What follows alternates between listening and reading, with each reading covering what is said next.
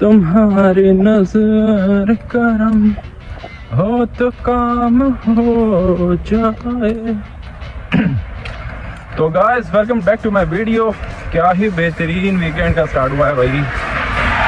As you all know, as a cricket fan, Australia versus India, one of the biggest test series और इतनी लंबी 5 मैचों की series है जिसका स्टार्ट ऐसा बेहतरीन हुआ है।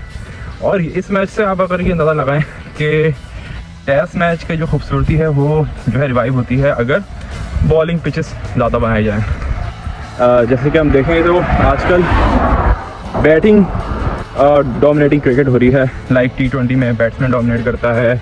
वनडेज़ के अंदर भी आप देखते हैं कि 450 500 रन हो रहे हैं, जैसे कि इंडिया में आपने देखा वर्ल्ड कप के अंदर हुए। सेम एज टेस्ट मैच में भी इनको जो है बॉलिंग पिच बनानी चाहिए ताकि फैंस का इंटरेस्ट और क्रिकेट लवर्स का इंटरेस्ट रहे। जैसे कि इस मैच का स्टार्ट हुआ पर्थ में, जिसमें जसप्रीत बुमराह जो कि इंडियन कैप्टन है इस सीरीज़ के, उन्होंने टॉस जीत के पहले बॉलिंग का फैसला करा, जो कि स्टार्टिंग में बहुत ही कोई बेतुका और वाहियात लग रहा था। बट जैसे जैसे टेस्ट मैच स्टार्ट हुआ, इनिंग स्टार्ट हुई, इंडियन बैटिंग लाइनअप शुरू से ही डगमगा गई थी। जायसवाल जो है दूसरे ओवर में ही आउट हो गए थे। उसके बाद के राहुल ने बहुत ही सेंसिबल इनिंग खेली, ऑल्दो वो कोई इतने ज़्यादा स्कोर नहीं कर पाया, बट स्टिल उन्होंने जो है एक स्टेबल एंड रोके रखा। केएल राहुल पे काफ़ी टाइम से क्रिटिसाइज किया जा रहा था, बट आज उन्होंने जो सेंसिबल क्रिकेट खेली लाइक जायसवाल के बाद जो है पादिकल के बाद विराट कोहली, मतलब एक लाइन ही लग गई थी इंडियन बैटिंग की, जिसके अंदर एक के बाद एक आउट हो रहे थे, लेकिन उन्होंने एक एंड संभाले रखा। ऑल्दो उन्होंने रन बनाना बहुत ही स्लो स्टार्ट करा, बट वो उस टाइम पर रिक्वायरमेंट की पिच जो बिहेव कर रही थी वो बहुत ही कोई ख़तरनाक था। और वो ही जान सकता है जो जाहिर सी बात है ऑन फील्ड होता है। हम यहाँ वहाँ से कहते हैं भाई वो स्लो खेलता है या भाई आउट हो गया, वो आउट हो गया, पिच कैसा बिहेव कर रही है, कैसा बाउंस कर रही है, वो तो प्लेयर ही सही गाइड बता सकते हैं।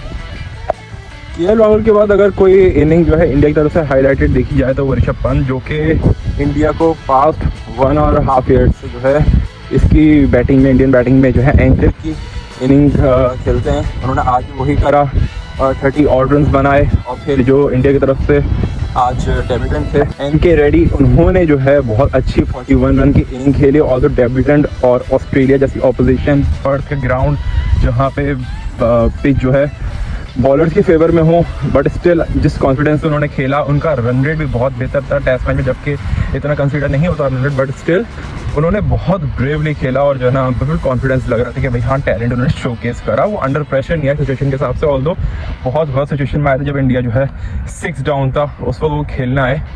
बट उन्हीं के बदौलत और अगर आप कहें ऋषभ पंत के और जो है केएल राहुल की वजह से इंडिया ने 150 स्कोर करा, जो कि बज़ाहिर बहुत ही कोई लो दिख रहा था और लग रहा था कि अभी ऑस्ट्रेलिया आएगा ये सेशन आराम से एक सेशन में ही और सो ये जो है रन बना लेंगे और फिर अगले दिन से फिर ये लोग ऑस्ट्रेलियंस लीड करेंगे। बट हुआ इसके बिल्कुल ऑपोजिट, जो किसी ने एक्सपेक्ट नहीं करा था। Although few were expecting because of the mighty Jasprit Bumrah. खैर पर होता यूँ है कि ऑस्ट्रेलियन इनिंग स्टार्ट होती है, जसप्रीत बुमराह बॉल पर आते हैं, आते साथ ही वो स्विनी को, फिर उस्मान ख्वाजा को और फिर स्मिथ को पहली ही बॉल पे LBW कर देते हैं और इस मैच में इंडिया को वापस लेकर आ जाते हैं। मैच में क्या, इस इनिंग में, क्योंकि टेस्ट में जो 2 इनिंग्स होती हैं और आपके पास जो है बेसिकली होती 4 इनिंग्स हैं, आपके पास टाइम होता है कि आप जो है दोबारा रिबिल्ड कर सकते हैं मैच को। बट उन्होंने जिस तरह कमबैक करा इंडियन टीम का वही लेवल। उसके बाद जो है हर्षित जो इनके नए बॉलर हैं उन्होंने विकेट ली, शामी ने विकेट्स ली और इस तरह जो है जो डे का एंड हुआ वो ऑस्ट्रेलिया 67 for 7 थे for the loss of 7 wickets, क्योंकि अगर देखा जाए तो India right on the top है।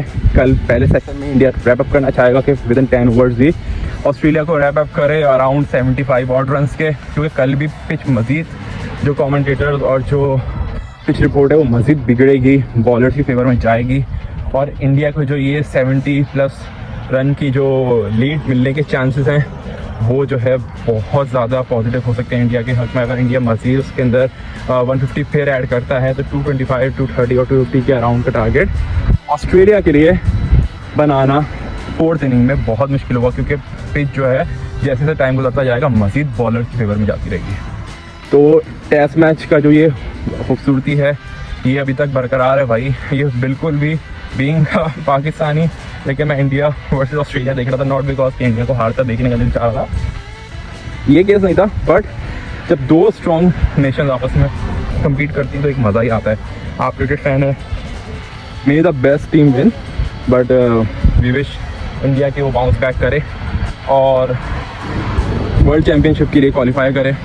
दूसरी तरफ अगर देखा जाए तो ऑस्ट्रेलिया ने जो है T20s के अंदर अपने मेन जो है प्लेयर्स जो पाकिस्तान के अगेंस्ट था उसमें बिठाया था, रेस्ट करवाया था, जस्ट बिकॉज इंडिया की टेस्ट सीरीज स्टार्ट होने वाली है, ताकि प्लेयर्स को रेस्ट मिले, प्रैक्टिस का मौका मिले ज़्यादा। और दूसरी तरफ इंडिया जो है बहुत बुरी क्रिकेट खेल कर आ रहा था न्यूजीलैंड के अगेंस्ट, और they were down and out in their home series, और बाहर आके अपने आउटसाइड आके खेलना मुल्क से, और जो है फिर ऐसा परफॉर्म करना। और ऑस्ट्रेलिया जो कि रेस्टिंग फेज में थी, ऑल्दो वैसे अगर ये आराम सिचुएशन है ऑस्ट्रेलियन क्रिकेट के लिए कि शॉर्टर फॉर्मेट जैसे T20 वगैरह में तो चलो उन्होंने अच्छा परफॉर्म कर लिया, बट वनडेज में पाकिस्तान से ये हारे, और अब टेस्ट मैच में इनका ये सिचुएशन है। और इनको जो लेट डाउन कर रहा है वो उनके बैट्समैन है।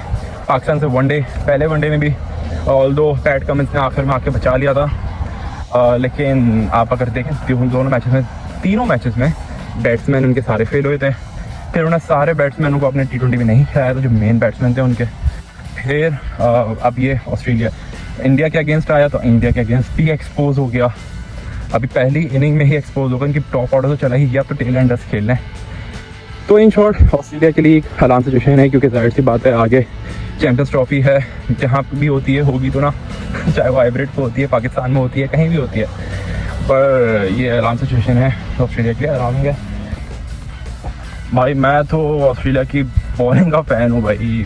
उनका स्टार्क, पैट कमिंस, हेजलवुड, एक के बाद एक ऐसे बॉलर लगा देते हैं कि मतलब बैट्समैन का बहुत बड़ा टेस्ट होता है, और इनके होम कंडीशन में तो बहुत ज़्यादा।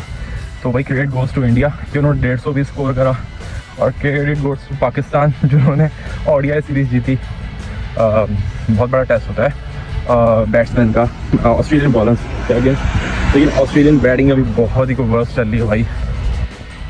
बट यू नेवर नो, जब ये लोग बड़े टूर्नामेंट में आते हैं ये बिल्कुल अलग ही स्पिरिट्स आते हैं, अलग प्रिपरेशन से आते हैं, और ये सामने वाली टीम को सिर्फ कॉन्फिडेंस के बेस पे चेक करते हैं। अभी इंडिया अगर आप देखें, पहले इनिंग में भी इंडिया को उन्होंने जिस कॉन्फिडेंस से और जिस एटीट्यूड से ये फील्ड सेट करते हैं, बॉलर आ रहा है, आपको बैकअप मिल रहा होता है फील्ड की तरफ से, चैंटिंग हो रही होती है पूरे ग्राउंड में, क्राउड का एक अपना प्रेशर, तो इंडिया अंडर प्रेशर था बहुत। और फिर इंडिया ने ऑस्ट्रेलियन क्राउड को साइलेंट करा अपनी परफॉर्मेंस से, बॉलिंग के थ्रू। Jasprit Bumrah leading from the front, और जो है बीइंग अ कैप्टन बहुत बड़ी बात है, बहुत बड़ी जिम्मेदारी है उनके ऊपर, और उन्होंने परफॉर्म करा।